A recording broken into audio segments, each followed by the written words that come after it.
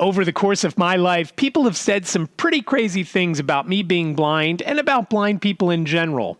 In this episode of the I Can't See You podcast, I'll share some of those as well as talk about my quest for the perfect blind selfie at Independence Hall. From Studio C, welcome to the I Can't See You podcast with David. He can't see, but he's got a lot to say and a face for radio. Hello there, and welcome to episode 60 of the I Can't See You podcast. My name is David, at David Benj on all the socials. Twitter, of course, being my favorite.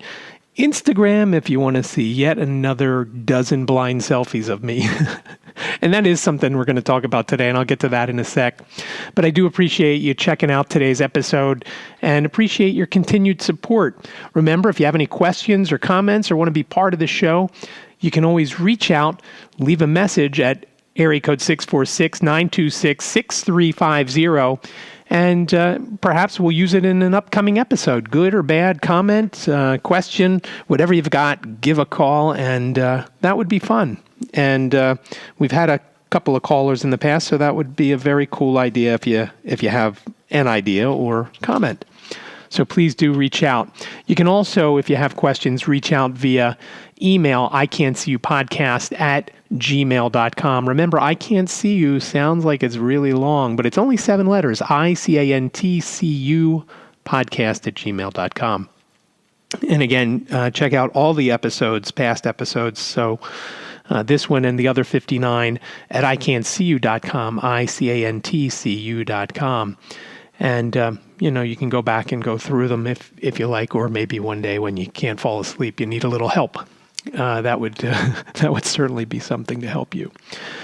So I've got a couple of things I want to talk about in today's episode, and I'm not sure which one I'd like to reach out first. I kind of think it's more fresh in my mind because this happened yesterday. I was helping Trish and Catherine with Philly Touch Tours at the Museum of the American Revolution in Center City, Philadelphia. And they do staff training for the educators and tour guides and things like that at these museums to help blind people have an enjoyable experience at the museum. And there's a few museums here in Philadelphia that do these things, and I hope at some point the Philadelphia Zoo reaches out to Philly Touch Tours because they definitely need something there. Because the last time I was there, I kind of felt cheated there because they didn't really offer anything to me. It was just like I've mentioned in the past, just like walking around a park that didn't smell so good. But on my way to the museum, which is in Old City, Philadelphia, where all the other cool old buildings are, Independence Hall and the Bourse and a bunch of other old places that are very nice to look at from the outside, and some of the things you can even go in and tour inside. But I had to go there, and I love doing the trainings, and this is something that I hope I can help Trish and Catherine out as much as possible, because it's obviously it's a great thing if you can go through a museum without much or any sight and still get some value from it. And the Museum of the American Revolution, which I'll talk about in a little bit, is just a very cool museum, basically about the birth of our country, and a very cool place, which, like I said, I'll touch on in a minute. But to get to that museum from the train station that I got out at, which is Jefferson Station, it's around a, 8 or 9 block walk, I guess. And the very cool thing is it takes me right past Independence Hall. And as I've mentioned before, and as I do in probably every episode of the I Can't See You podcast, when I put a hashtag on social media about the podcast, one of the hashtags is independence. And it's just so synonymous for me to walk past Independence Hall on my own after, leaving my house, technically an apartment, in Swarthmore, and getting from my place to the train in Swarthmore and then into Center City, Philadelphia, and then to wherever I need to go in Center City, and I do it on my own. I just, it makes me feel good. And independence really is the name of the game when it comes to blind folks, because when you lose that independence, you kind of feel, trapped and shut in. And before we moved to Swarthmore, we were in a place where public transport was not close, 1.5 miles or 2 miles away, and on roads that I had to travel didn't have sidewalks or any kind of shoulder really, and maybe the grass along the road wasn't really there, or it was trees or shrubs or whatever, and it was kind of hairy to walk along the side of this street to get to the trolley, to get into Philadelphia. And just so much better now where we are located. It's obviously a smaller place, and it's a lot easier to care for, but it's, the location is, besides that, I'm close to a drugstore and a couple of restaurants and a little market and stuff like that. So it's just a better situation on that end. Obviously we have no yard, and worst of all, we can't grill, but at least we're in a spot that, allows me to be independent like that when Liz is working a long day, which when I went in to do this training, she had switched because she had some other stuff going on. And I just love going into Philadelphia, and it's not the same as New York, but the historical buildings in Philadelphia, just, even though New York has a lot of cool buildings as well, I don't think any of them trump Independence Hall. It's where everything started here. And it's just so cool. And again, being synonymous for me with, getting out and about, its independence. And so every time I walk by it, I want to get a selfie. And when I had my website redone last year, Liz and I went into Philadelphia, and we had a DSLR, and we were doing some photos of me in and around Independence Hall, but there was this fencing up around Independence Mall, which is this big grassy area in front of Independence Hall, which would have been a better spot to get a picture of me with Independence Hall in the background and with a nice camera and actually somebody else taking the picture besides me. So every time I walk by it, Independence Hall, I want to get a great selfie of myself in front of this without Independence Hall being directly behind me, so it looks like the clock tower is coming out of the top of my head, or I'm blocking it completely because of the angle that I'm holding the phone.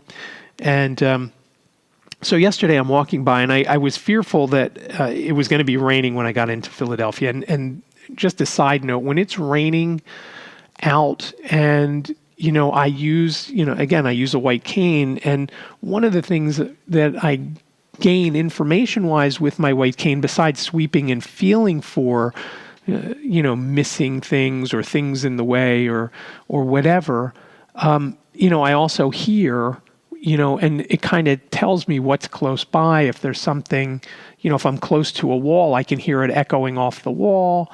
And when it's raining out, all that sound changes, as well as it's much louder as traffic drives by because the cars are splashing up water, and it's just a lot different traveling in the rain. So I was very happy that when I got out of the train station at Jefferson Station yesterday, it was not raining, and even when I got to Independence Hall, the sun actually came out, which I kind of figured was going to happen, because when I was leaving my house, I looked at and started to grab for my sunglasses, and I said, no, it's supposed to rain all day. And besides, if I don't take them, the sun will come out, because of course that's always what happens. And that happened yesterday. And again, I wear the sunglasses not because, I'm blind or just about blind. I wear the sunglasses because glare is the one thing that I see, and I see very well, and it bothers me, and it's uncomfortable, and it's, the main reason why I don't watch hockey anymore on TV, because it's just excruciating, the glare from the light color of the ice. I can't bear to watch on TV. hockey's a little bit different if you try to listen on TV, because sometimes they're telling stories and not talking about the action. So if I want to follow hockey, it's best, for me at least, to listen on the radio where they actually are more descriptive. But I get to Independence Hall yesterday and I thought, okay, I've got some time. I'm going to do this. And there's no fencing up, so I walk through, and they've got these walkways that kind of crisscross Independence Mall, and I try from one spot, and I'm texting these images to Jane, who is at work, and I'm thinking, oh my God, she's going to kill me. I'm sending her all these texts with these selfies of me. And I just want one with me on one side of the picture and Independence Hall on the other side of the picture. I mean, it's not really that too much to ask. I mean, I guess it is if you can't see when you're taking the picture. But I sent her one. I'm like, how's this one? And I sent her another one. How's this one? And she's saying, well, it's this or it's that. And finally I got tired and I said, okay, I've got enough. And, it's just I'm going to have to live with one of those, because the time was getting close that I had to get to the museum and meet Trish and Catherine and another girl named Liz, who was helping with the training. Liz is completely blind, and she was another person helping out with the training. And, so it was kind of funny that, I had all that time. Now, and again, the sky wasn't the greatest because it was pretty overcast, even though the sun had poked through a little bit. But every time I go, I just want something pretty decent in front of Independence Hall. So I make my way down to the Museum of the American Revolution, and it's just down Chestnut Street from Independence Hall. Independence Hall is between 5th and 6th on Chestnut, and the Museum of the American Revolution is at 3rd and Chestnut. So just a couple of blocks, and I walked past a couple of other old buildings that I'm not 100% sure. I know one was a bank, and I did take a picture in front of that on my way back, and I'll tell you about that in a second. But I get to the museum, and I want to take some pictures in front of the museum because they have this bank of cannons in front. And listen, I took some back in September when I was there, so it's not like I hadn't taken any more. But I don't have a blind selfie from in front. So I took one of those, or actually a couple of those, and I sent what I thought was the better one to Jane. And Jane said, yeah, it looks good. And I said, can you make out the cannons? And she said, well, I see something there, but if you didn't tell me it was a cannon, I wouldn't know what it is. And I'll put it on the show notes page at ican'tseeyou.com/060 for episode 60. So take a look out there. And I know I'm catching up on the show notes. I had a technical issue with a couple of the episodes where the show notes didn't show up. But I get to the museum, and I'm doing these blind selfies, and Catherine and Liz and Trish come along, and so I'm telling them about the blind selfies and my struggles at Independence Hall.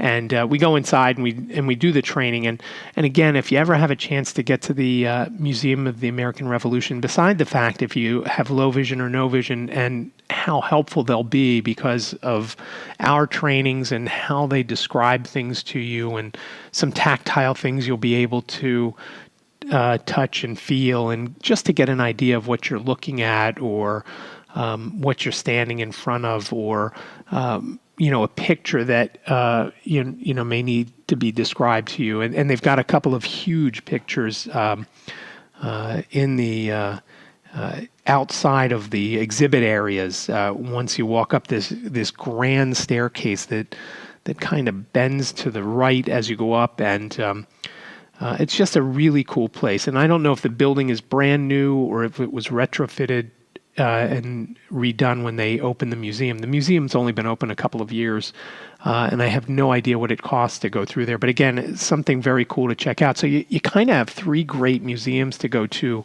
when you come and visit Philadelphia. You have the Museum of the American Revolution, and of course, while you're down at that museum, you can also go to Independence Hall and go in and check out the Liberty Bell, and the National Constitution Center is there as well. And then you have the Academy of Natural Sciences, and you have the Penn Museum. And the Penn Museum is cool, and I'll actually be going to that in a couple of days to do another training. And the best part about the Penn Museum is they offer for blind and low vision folks, the opportunity to touch some of the stuff. And, I don't know how old, what the oldest thing you touched is, but, I touched some things in there that was about 4,000 years old, and you can touch the hieroglyphics, and it's just awesome to think of what went into making this or that or whatever you're touching. How old it is. And, I have a coin that my dad used to collect coins, and I have a coin that he found. A lot of the stuff that he got was when he would go in and buy a supermarket and it hadn't been redone for decades. And he would, rip the stuff out, rip out the checkouts and, all new stuff there.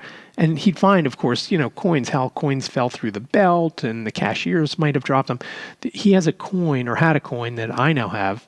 It's from Hamburg, Germany, from 1727, and it's not worth much. It's worth a few dollars. It's the historical value that to me is awesome.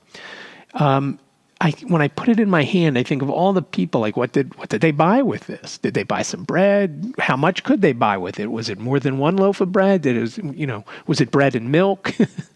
was it going to snow? Did they buy bread, milk, and eggs?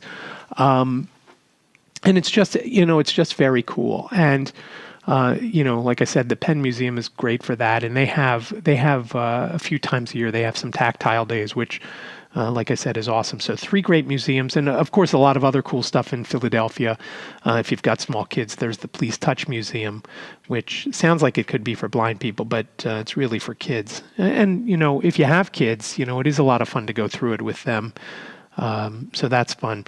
And of course, in Philadelphia, you've got all sorts of great restaurants and whatnot. So just a lot of cool things to do in Philadelphia, especially, if you can't see. If you're blind and you've got some good options. And I just commend the museums for, reaching out and doing the training with Trish and Catherine and Philly Touch Tours. Because again, like my dad used to tell me when I was opening my business, my first business, which was a West Coast video franchise in Brookhaven, Pennsylvania, back in 1986, he said, look, don't ever put, any kind of political posters in your window. Don't do this. And, you want to get as many people in here as possible. That is the nature of the game for a business. You want, you don't want to pick one group over another. You want to treat everybody the same. And really in life, you should do that. But that's a story for another day. But when you have a business, you want to reach everyone. And with these museums reaching out to try and, get some blind folks in there to go through and make it enjoyable. Again, it's more than the Philadelphia Zoo has done. It's more than the Philadelphia 76ers have done. I mentioned a couple of weeks ago that I had been to a game with my friend Chris, and afterwards I had reached out to see if they had anything accessible. I haven't heard back, and it's just something that I can't believe that they, didn't respond, hey, sorry, we don't have anything, or, what could we do? Nothing, not even a response. And, that's disappointing. Just like when I had reached out for the auction items for our National Federation of the Blind of Pennsylvania State Convention, and, the Flyers said they were going to send me something and never got it. Sixers never responded. Eagles never responded. And the Phillies, whether they got my letter or, I never got anything from them. And, and I'll reach out again next year, and maybe this time I'll call and I'll be more persistent and I'll start earlier instead of starting, 10 weeks before the convention. I'll start maybe I'll start in July or so and give me another, 12 or 14 weeks total to try and get some stuff to help raise money at the state level. But again, with the Museum of the American Revolution training, We did about an hour and a half in a classroom, and we went over basic etiquette that look, you don't have to watch what you say around blind people. You can say, "Hey, it's nice to see you again." Yeah, I can't see you, but I still say that. You can't come up with a whole new lexicon just to just to talk to somebody they can't see. It was just a very informative for them. And again, once we got into we actually did a tour, and we talked about things that you could do, and I have to watch myself, because when I do that, we get into these galleries, and somebody talks about, they had talked about this big picture right as you come up that big staircase I mentioned a minute ago. And, the picture's huge. It's, I don't know, maybe 10 or 12 feet wide by 15 feet high or something like that. And, they talked to one of the guys there, described it, and he did a great job of describing it. And then I noticed he read something off to the side, and I thought, oh, there's a little blurb about it over there. So I immediately got my phone out, and I'm waiting for the right moment to go over there and have Seeing AI read to me what's there. And that's not why I was there. I was there to help train these folks, not to make myself a little bit smarter or find out more about certain things or whatever. So I do have to watch that, and I hope when I go to the Penn Museum on Friday, a couple days from now, I will be more focused on helping them as opposed to learning stuff or finding out more stuff for me. But just a lot of fun. The best part was, once we finished, we went outside and we're talking with Trish and Catherine and Liz who helped out with the training, not my wife Liz. I asked, as we're leaving, I said, are the lights to the buildings coming on? And some of the lights were coming on, and by the time we left, all of the lights on the buildings were on, but yet there was still some light in the sky. So it wasn't completely dark, and I just love that time of day because there's a little bit of light. And I thought, as I walk back to the train station, I'm going to try some more blind selfies on the way. So I took one or a couple in front of I believe it's the Second Bank of the United States. I'm not sure exactly what it's called, but it's. I took the picture of me came out okay, but again, my head is blocking the parts of the building that I wanted visible, and that always seems to be the case. But I got over to Independence Hall, and it was perfect. The lights on the building were on, but like I said, it was still light outside. So I took a couple of blind selfies, and I think I got them. I'd sent one to Liz right away, and Jane was still at work and actually doing an event with an editor. So, she couldn't get right back to me. But I was happy with that, and got back to the train and came home, and and then started to think more about some of the crazy stuff that people have told me over my lifetime, and when I thought about doing the podcast, I initially was going to do it about some of the myths, but I had already done an episode similar to that. So, so I scrapped that idea. I want to talk about, it's just crazy what some of the folks have said to me. One person had said to me at one time, it's not difficult to eat because you always know where your mouth is. I mean, yeah, you do. And okay, maybe muscle reflex, but you still have to find the food onto the fork and whatnot. And it's for that very reason that, I went to a Super Bowl party over the weekend, and I didn't have salad because, salad I can't eat with my hands. And I'm not comfortable standing up eating salad and, not being able to see it. And I don't want to shovel it into my mouth with, a bunch of folks around. So, I passed on our former neighbor Lisa's salad, which, Liz had a helping of that. And she doesn't like mushrooms. So she gave me her mushrooms, which were, of course, delicious in there. And, but just some other weird stuff people have said to me. Just around the building the other day, I've been taking my cane with me when I walk through the building lately because, as I may have mentioned a week or two ago, I ran into someone in the hallway, and there are some older folks here, and this was an older woman that I ran into, and I felt terrible, not because I ached and it hurt me, but because it probably hurt her, and I almost knocked her down. And not that while I'm walking through the hall, not that I sweep with the cane back and forth like you see blind folks do. I just hold it out in front on an angle, just so people can notice it and say, okay, that guy can't see. I'm going to steer clear of him. And so that, like today when I had it in my hands and I was walking down the hall, somebody had a shopping cart in front of their doorway, which I didn't see. And I would have run into it had I not had my cane with me. But somebody said to me the other day as I'm walking around, they said, "Oh, why are you carrying that curtain rod with you around the building?"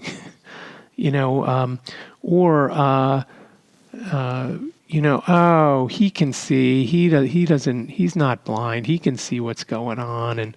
And like I said yesterday in the training, look, anybody that doesn't have hair on the top of their head, whether they're completely bald or they're partially bald like me, and I have, hair around the lower part, but the top half, is bald. You say that person's bald. It's the same way with a blind person. It's not all or nothing, as I've said in the past. I have a little bit of sight. Some days it's more useful than others. I still can't read a street sign with it. I still can't read, in the train station. But, I have my phone with me if I need to read something, and I pull it out, or at the museum even for that matter, that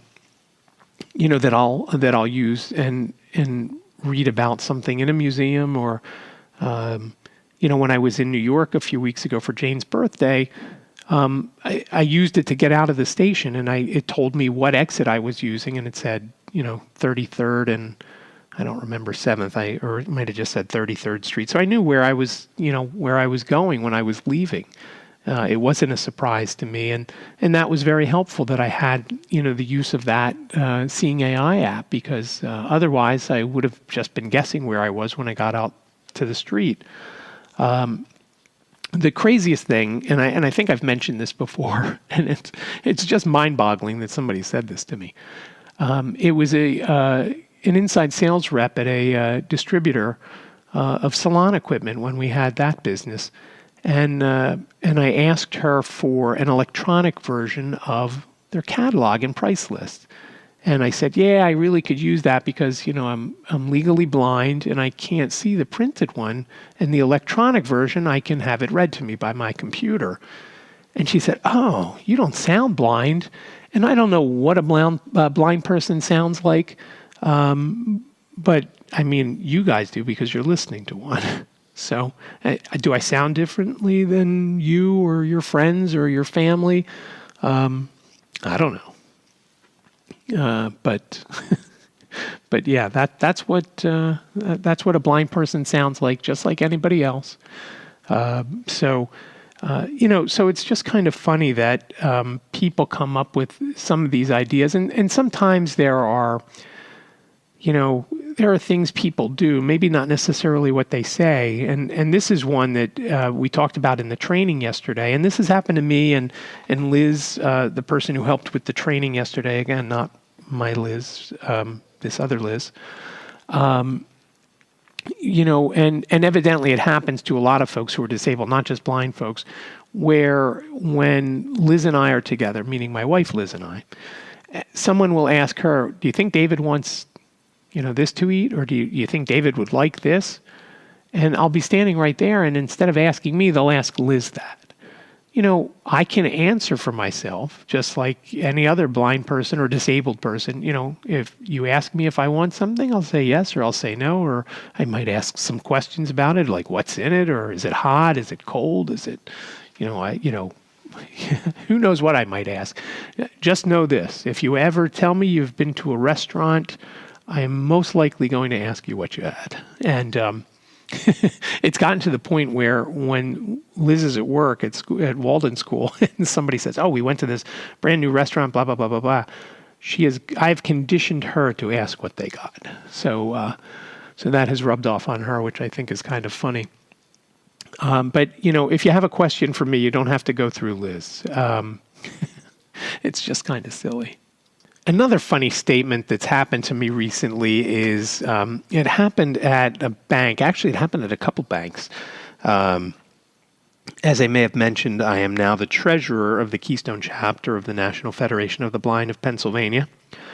So if you'd like to make a donation, please reach out. I will tell you where you can send the money. In fact, you can send it to me. We're working on a way to do it electronically, but I don't have that set up yet. And it's been kind of tough trying to figure out what we're going to do bank account wise. And so I've been going to check out some of the banks that are close to me because it seems like we're going to have to move from the one that we're at, WSFS, because they have a high minimum for the two accounts we would keep there. And the National Federation of the Blind headquarters, doesn't want any affiliate or chapter to keep more than like $1,500 in an account. And WSFS wants you to have $500 minimum in the account or you pay all these fees. And again, we bust our butts to raise money and we're certainly not going to want to waste them on paying banking fees. So, I've been looking around and we have a couple of bank accounts at different places. So when we go into our banks or even other banks, we've tried some others. We went into one bank that we have an account with, or a couple of accounts actually. And I asked the person who was helping us. I said, and I'm not going to mention the name of the bank. I asked the girl. I said, can you tell me about? I explained to her about our organization. I said, what do we need to open the account? And she's given me all the information. And I say to her, do you guys do online banking? Because, I need to write checks. I'll have to write checks. Like when I need to write a check to someone, I'd prefer to write it online. And then you guys just mail out the check to whoever the recipient is. And she says, oh, yeah, you can do that, I believe. But, we also offer free checks. I said, oh, yeah. I said, what kind? Yeah, we can get, a variety of different checkbooks. And I said, yeah, but I need to do it online. She said, yeah, but you get free checks. That's the easiest way to write out a check. And, I held my cane up. I was actually standing. And don't get nervous when if I don't sit down or take a chair, because I prefer to stand, just so you know. I stood during the entire football game the other day and the Super Bowl, that is. Again, that's all it is a game. I stood during that, and I just prefer to stand. It makes my leg feel better being straight as opposed to bent a little bit. Sitting here doing this podcast, I actually have it bent, but I hold my cane up and I said, yeah, but I want to do this on my own without having to get somebody else involved who has other things on their plate to do. And that other person, of course, is going to be Liz.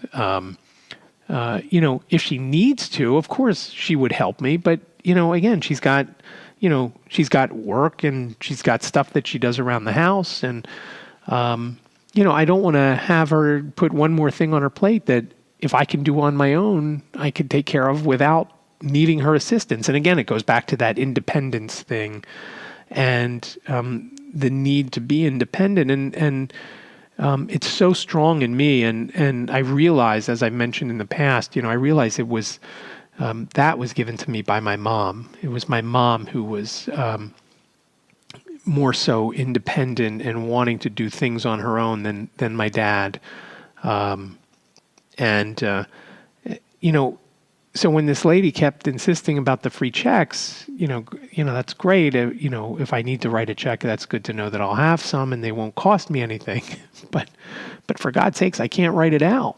I could sign it if somebody else writes it out and I have to sign it. But, it's just, it was just silly. And it kind of got frustrating to me when, she insisted more than once that it comes with free checks. A couple days later, we had gone to another bank that we have a relationship with. And this place, and I'll mention this one. This one, it was TD Bank. TD Bank for nonprofits offers, a free account and no minimum. And so to me, it's a no-brainer. I'm hopeful that we can stay at WSFS just because it's going to be a hassle to switch. You've got to have all sorts of paperwork, which I'm not sure we have everything. And I just don't want it to turn into multiple trips to the bank to get an account opened. Even opening an account for my mom's estate a month or 6 weeks ago, whenever that was, we had some issues, and there was a couple of hiccups because the person who opened the account told us one thing and it wasn't 100% accurate. So that part was frustrating. But, when we were at TD, oh yeah, you can come in and you can get some free checks. And they said, yeah, but if I can do the online bill pay, if you guys offer that, that would be better because, then I don't need to have somebody help me out. And she's like, yeah, but the checks are there if you need to. And again, I pointed to the key and I said, yeah, I appreciate that, but again, not the easiest for me to do, especially if I have to get something out in a hurry. And Liz is at work, and when she comes home, I forget, or she's tired and doesn't want to do it, or can't do it, or whatever. So it's, and I know there are more crazy things that people have said to me. Just thinking about it now, I think back to when I owned that West Coast Video franchise in Brookhaven, and it's funny because Liz, who did the training with me yesterday, she actually lives in Brookhaven, and I think it's funny, that's very close to where I live now. It's only a couple miles away. But when I had this video store, I was reading a catalog or a price sheet or something, and a guy comes in, and my site was a little better then. And I could, of course, iPhones weren't around, back in the late 90s or whenever this was, mid 90s. And I'm trying to read this thing, and guy starts laughing at me.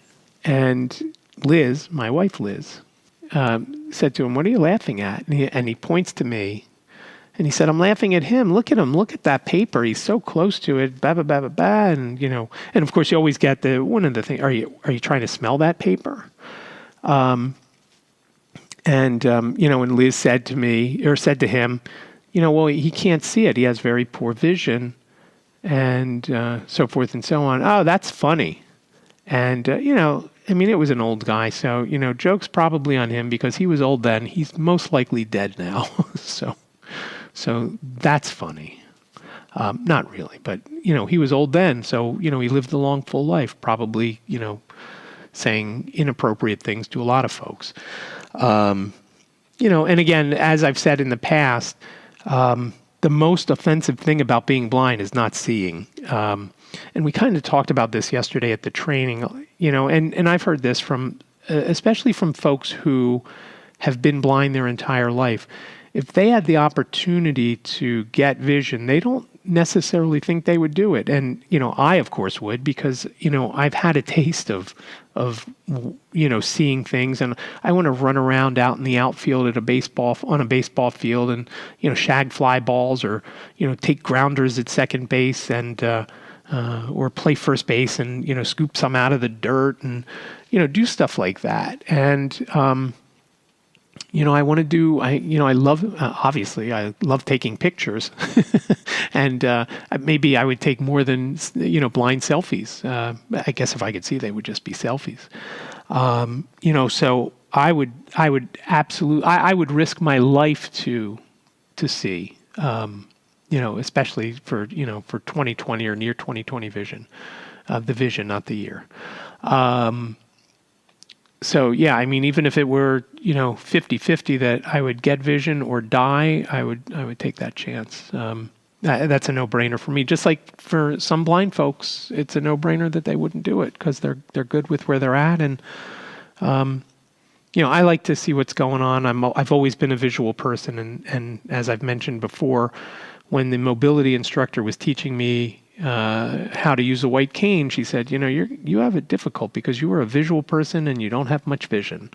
And, it is what it is. And, just like we said yesterday in the training, we find a way around everything. I was thinking about it this morning. I have an alternative way of seeing, I love alternative rock and, I have alternative sight. I find a different way. A friend of mine was telling me today that she had trouble finding the dentist office in a row of it was like a shopping center, and she had trouble seeing the signs because the signs were above the door. And I said, use that Seeing AI app, and just kind of, and her sight is better than mine, so she could see where the sign was. She just couldn't read it. So if she used Seeing AI and just pointed her phone right at that sign, it would have told her what was there.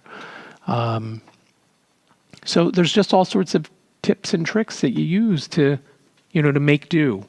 Is it perfect? No. Does it still take us longer, blind folks longer, to do just about everything? And that's, my friend Lisa was complaining about that today, that, no matter what, it takes us forever to do some things that take folks who can see, a lot less time. And, that's just is what it is. As long as we could do it. I mean, look, I'm not going to jump in the car and try and drive somewhere. Although that would be fun too. But I'd be afraid of hurting someone, just like I don't want to walk down the hallway without my cane now, because I don't want to knock, some older person over and, send them to the hospital or worse. So I'm sure that throughout the course of whatever's left of my life, I'll have a lot more crazy things said to me and about about blind folks in general. And, again, it's okay. And, obviously it gives me some material, for episodes like this one. But for now, I do want to thank you for listening to episode 60 of the I Can't See You podcast. I really do appreciate you checking out each and every episode. And if you would rate and review, it would help us grow. If you haven't already, please subscribe, and then you wouldn't miss an episode. And you don't want to miss an episode of this. All right, maybe you do. But you're listening till now, so you evidently like it. And also, I did want to mention that if you do shop at Amazon, and I know a lot of folks do, I would really appreciate it if you used any of the Amazon links on ican'tseeyou.com.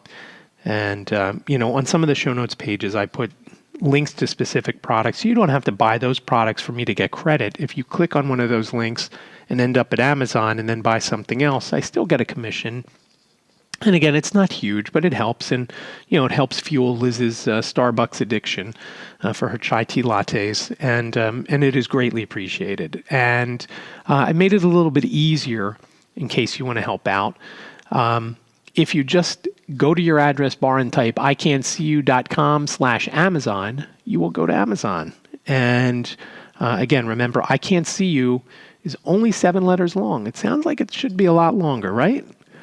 I Can't See You, ican'tseeyou.com/Amazon. And I do appreciate that. Again, it's every little bit helps, as they say, and I would greatly appreciate it if you go through my links when you shop at Amazon. And again, I appreciate you listening to episode 60 of the I Can't See You podcast. I am David, at David Benj on all the socials, and look for those blind selfies of me at Independence Hall and some of the other places I was at in Center City, Philadelphia. In case you don't remember what I look like, I'm still the same ugly guy. Thanks again for listening. Enjoy the rest of your day. Thank you for listening to the I Can't See You podcast. Follow David on Twitter. He is at David Benj.